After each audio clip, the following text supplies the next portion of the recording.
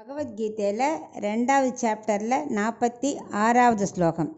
யாவானர்த்த உதப்பானே சர்வதः சம்ப்ளுதோதகே தாவான் சர்வேஷு வேதேஷு பிராமணஸ்ய விஜானதக. இப்போ இதுக்குள்ள அர்த்தத்தை பார்க்கலாம். கண்ணன் இன்னும் சொல்லின்னு இருக்கார், வேதத்துலேருந்து உனக்கு தேவையானதை மட்டும்தான் நீ எடுத்துக்கணும். வேதம் முக்குணத்தை வரைக்கும் தான் சொல்லியிருக்கோம். அதை முழுவதுமே உன்னால் எடுத்துக்க முடியாது. இப்போ காவேரியில் நீர் ஓடுறது, அது எல்லாருக்காகவும் எல்லா காலத்துலேயும் இருக்கும். அதுக்காக முழுசு நீயே பருக முடியுமா? அவரவர் தேவைக்கேற்றாற் போல் உபயோகிப்பார்கள். மேலும் ஒரு தாய்க்கு 3 விதமாக குழந்தை பிறந்திருக்குன்னு வச்சுக்கோ. ஒன்று ரொம்ப குழந்தையாக இருக்குது. 2வது கொஞ்சம் சமத்து கொஞ்சம் முரண்டு குழந்தையாக இருக்குது. 3வது ரொம்பவே முரண்டு குழந்தை கெட்ட குணமாக இருக்குன்னு வச்சுக்கோ.